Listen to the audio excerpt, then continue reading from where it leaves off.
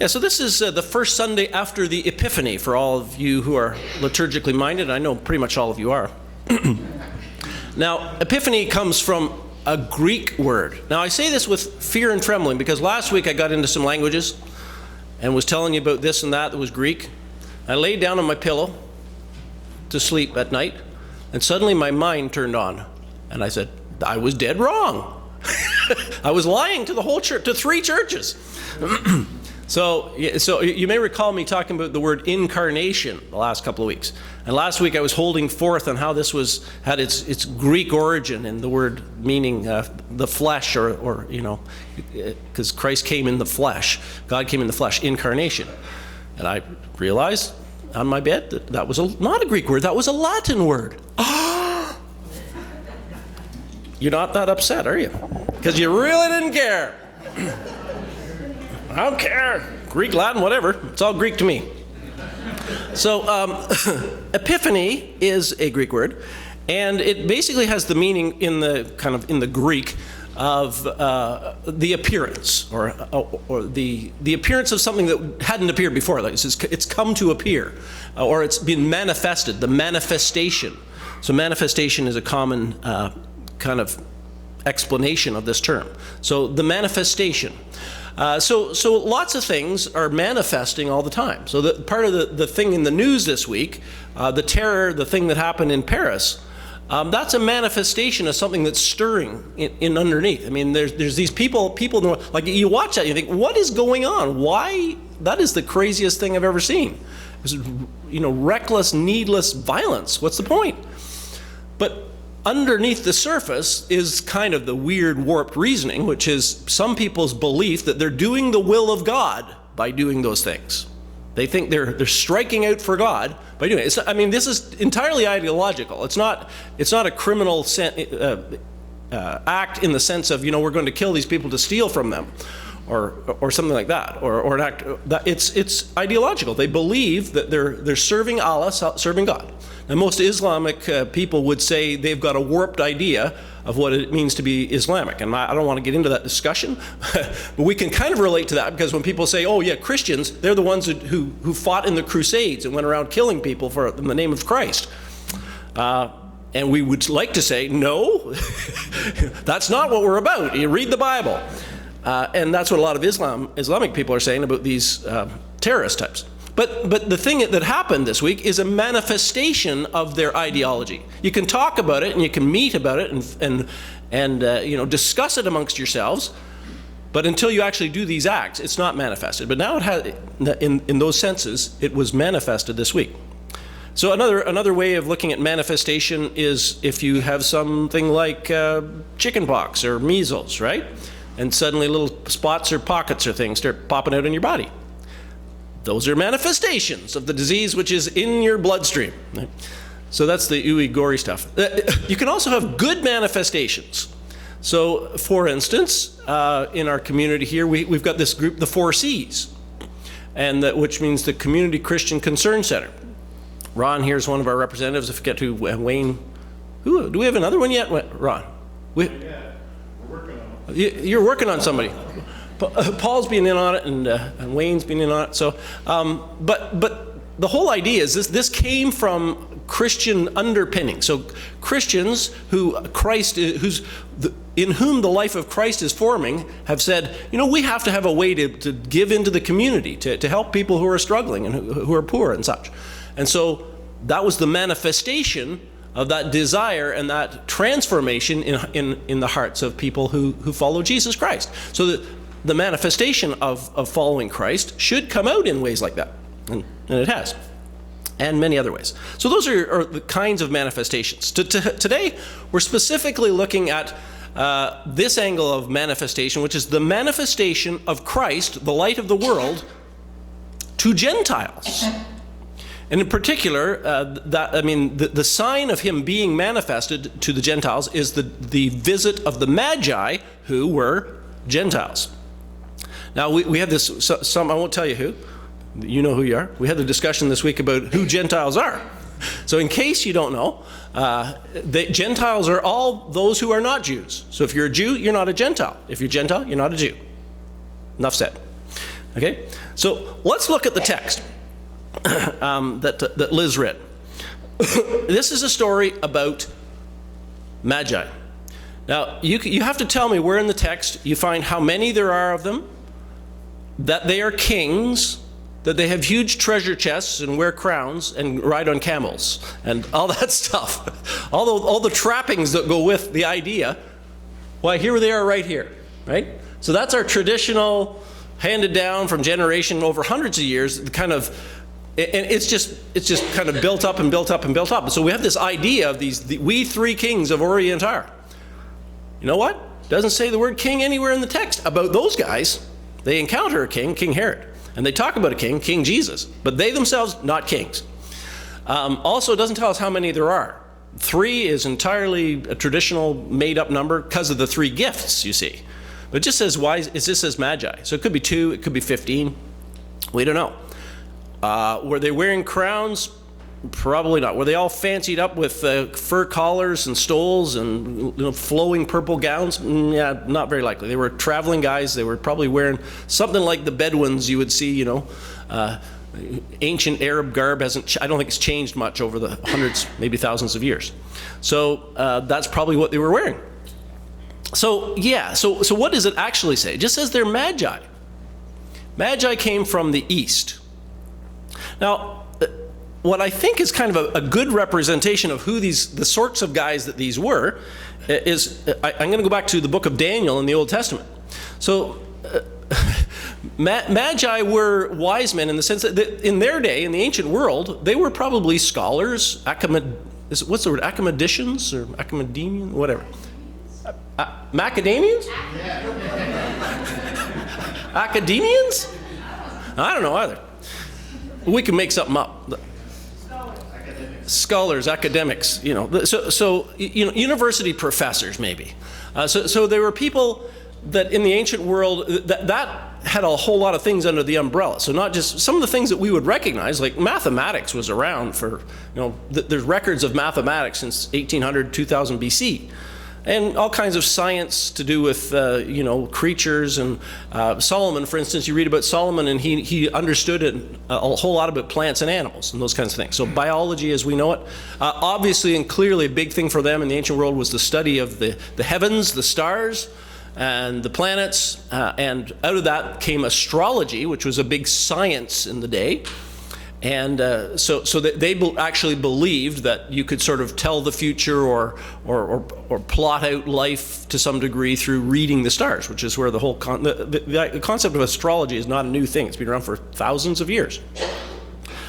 So these guys were those kinds of guys. So they're like the guys, remember in Daniel, early on, Daniel is a captive. He's taken from Jerusalem to Babylon. And Babylon is a pagan nation. They believe in a whole bunch of gods. And the king is Nebuchadnezzar. And in the story, the king has a dream, and he can't figure out his meaning. He's very disturbed. He had dreams. His mind was troubled, and he could not sleep. So the king summoned the magicians, enchanters, sorcerers, and astrologers to tell him what he had dreamed. So those were the Magi of Daniel's day. They were magicians, enchanters, sorcerers, and astrologers. And without question, they were people that studied the stars. So they were, astrologers, as we call them. And that was a science for them. So these guys, these Magi, were those kind of people. They're people that possibly were attached to the court of a royal court, but they're probably not themselves actually kings. Where did the bulletin go? Well, I think it was written in your Bible. I used Isaiah 60. Oh yeah, Isaiah 60, which was the call to worship this morning, which you read together.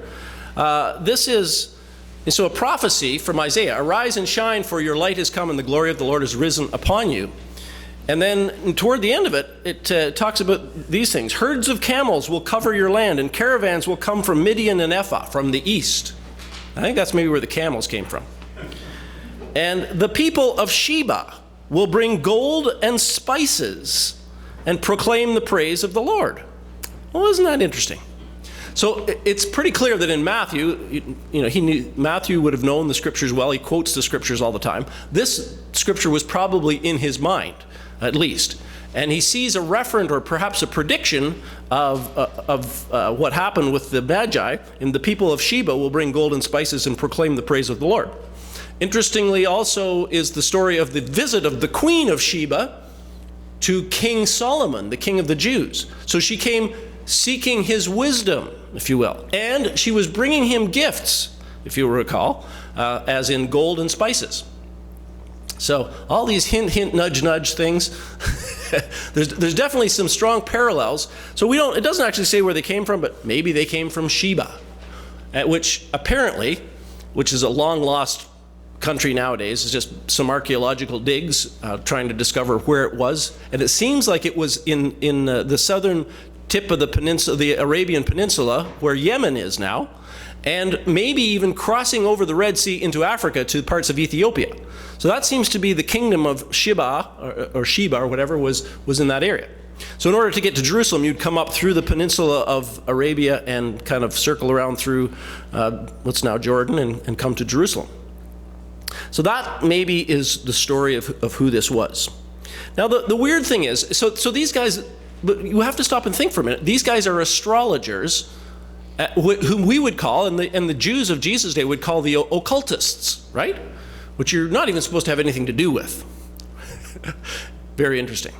However, for some reason, they know things. They come and they say, I'm still back in Daniel. I have to get back to Matthew. They say, where is the one who has been born king of the Jews? My gosh. So they know somebody special has been born, and they know that it's the king of the Jews. Where did they get this kind of information? Furthermore, they know that the star is somehow significant. They see something in the sky, and they have, for some reason, some compelling need to go chase the location of the star or follow the star, and even though it's a hundreds of mile trip, perhaps. So that's interesting. So they know things. And which tells us the only way that they could have known this is kind of built into the text, is that God is revealing to them these things. God is telling them stuff. And he's telling them, the king of the Jews is born, you go see him. So they go and they say, and God is actually using them also to broadcast his plan to the people of Jerusalem. It looks like the light blinked out or something. Like, we don't know. Was this a supernatural phenomenon of some kind? Was it some kind of natural phenomenon that they interpreted as being significant? Nobody knows, because we have no historical records of that except for this. So there was no scientific observation or what are those things? Telescopes back in the day. So, yeah. But it seemed to have gone out or disappeared, and so they have to go to Jerusalem, they feel compelled to go to Jerusalem to ask people, where's he who is born king of the Jews? And now that really stirs the pot, as you can imagine, especially with this guy Herod, who is the king of the Jews, or in his own mind he's the king of the Jews. And it says, when King Herod heard this, he was disturbed, if you please. Isn't that a surprise?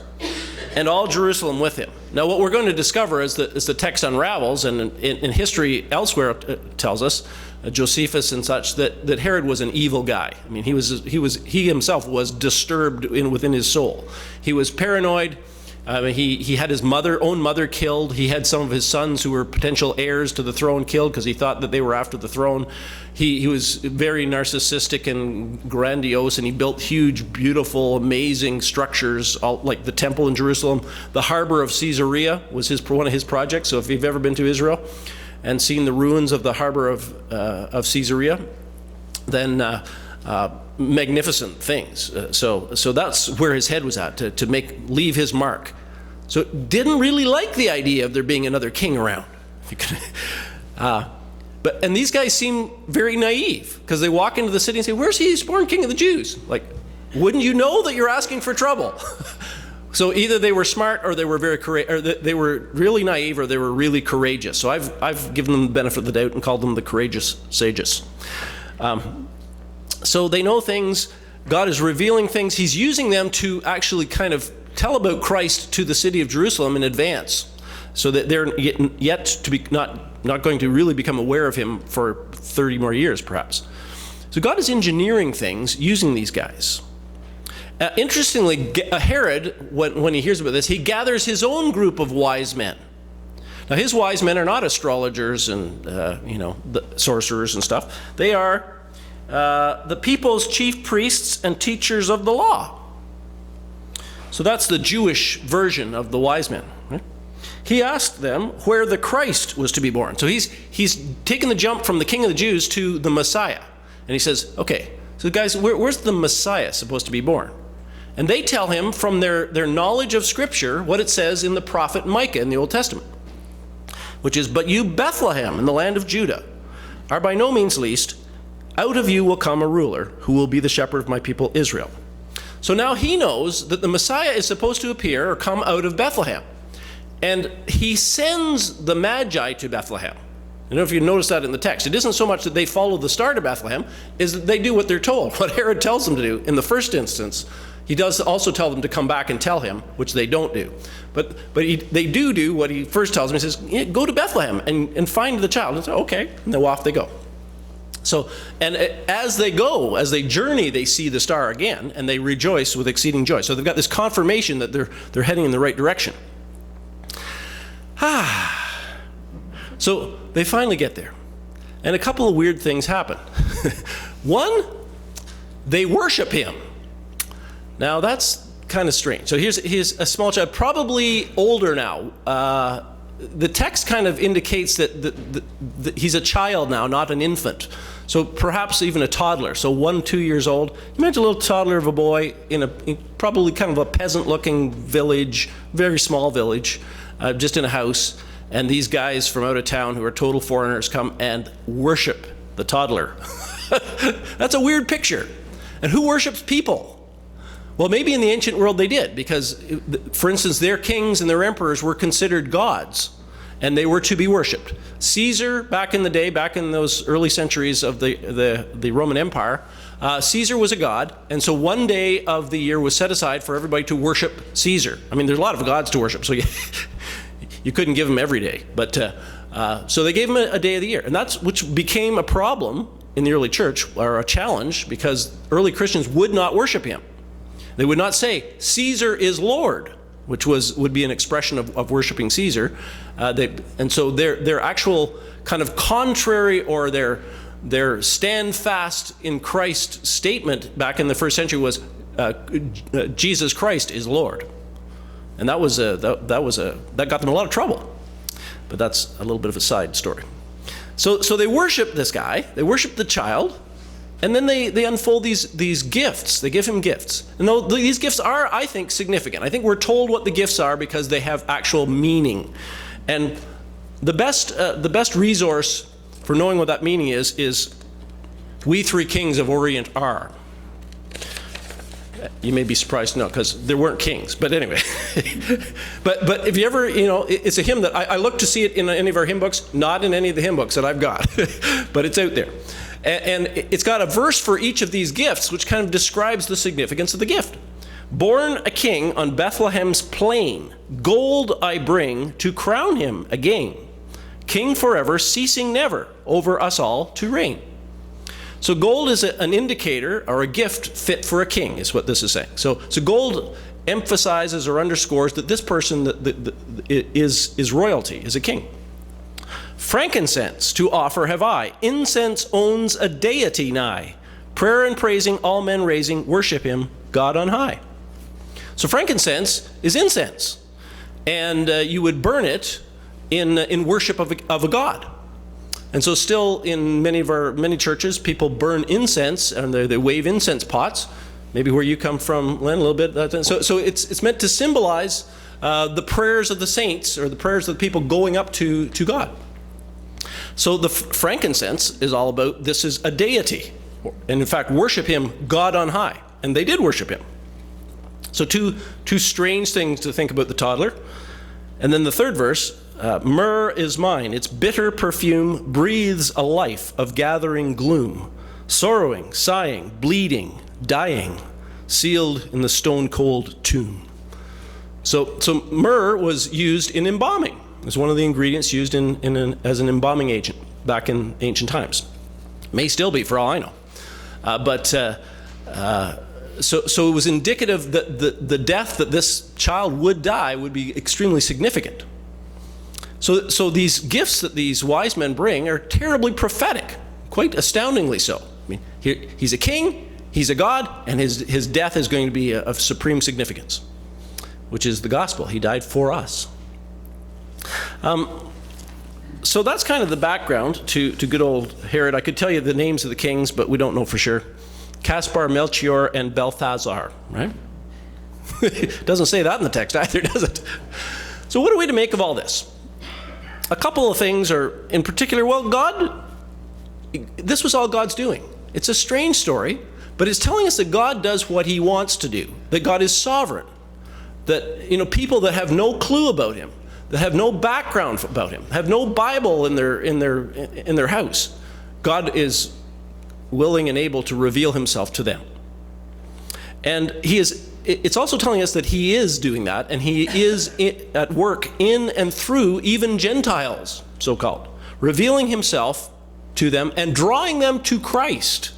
Because that's what he does here. He draws them to Jesus Christ. And this is very important, I think. So now when I'm thinking, I'm starting to branch away from the text into our lives.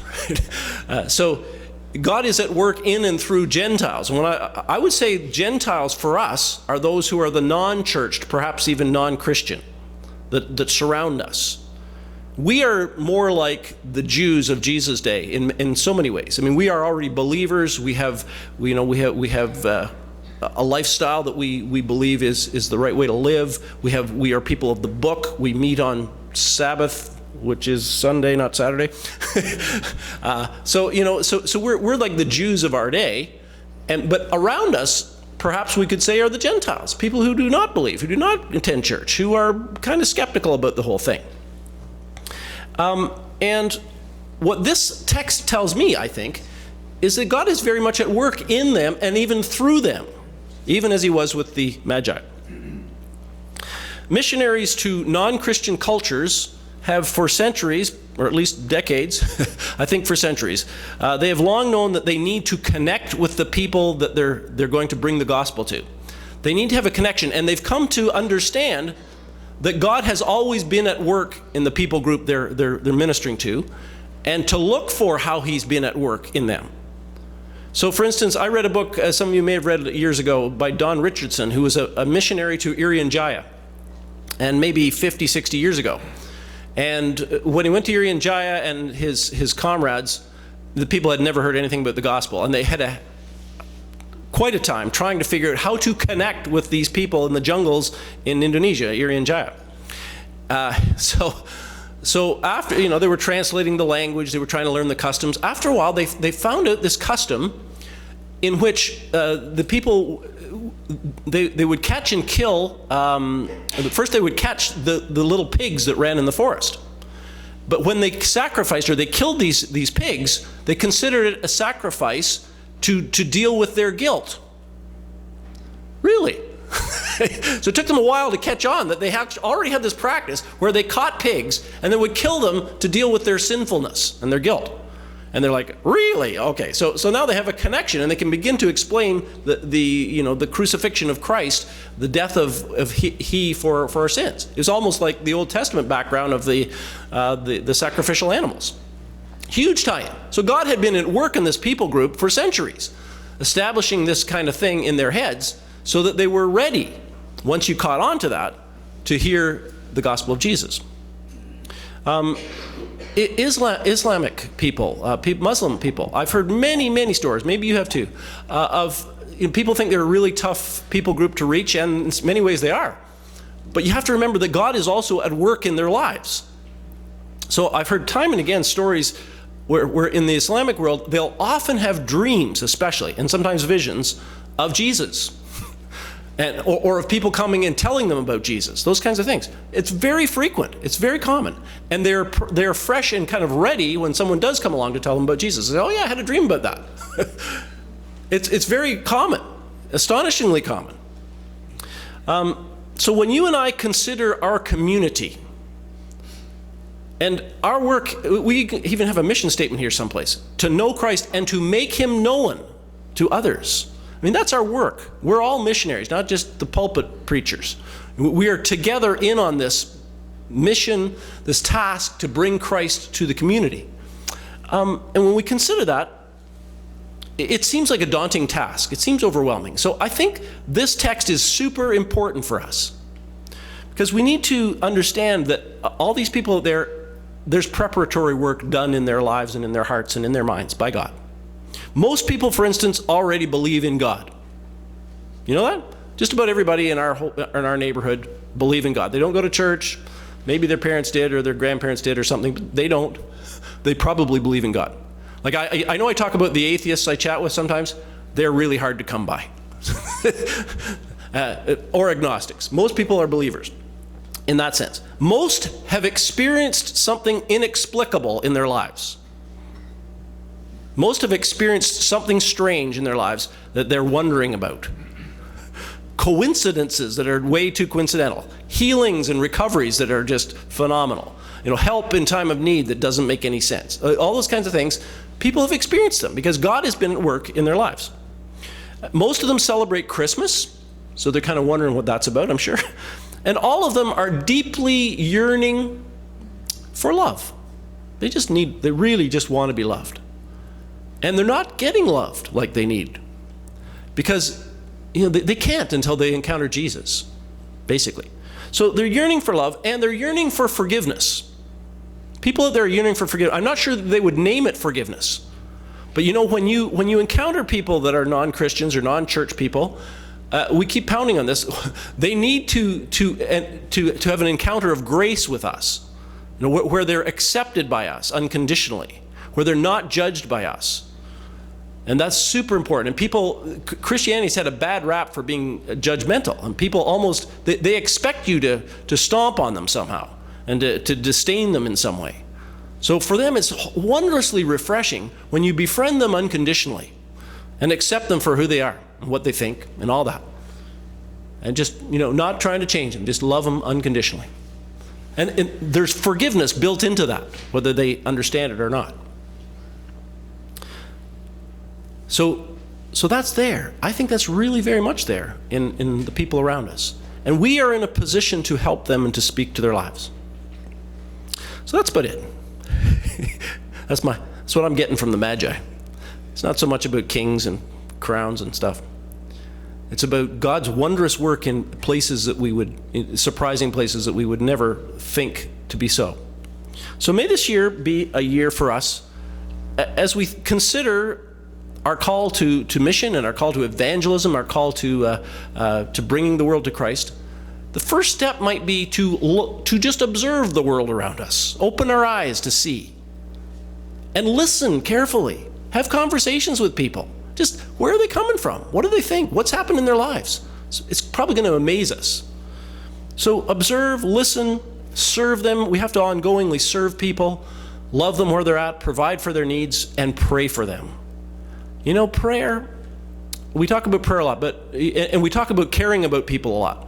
But I think the two are tied together. We don't care for people that much until we start praying for them. And when we start to pray for them, somehow it forms the attitude of Christ more toward them in us. So I don't come by that naturally to care about people, but I find as I pray for people, it grows. And I believe that's true for us all. So praying is super important just for us to have a heart for others. So God may well use us to manifest, there's that word, himself to them, and to bring the light of Christ into their lives. Shall we pray?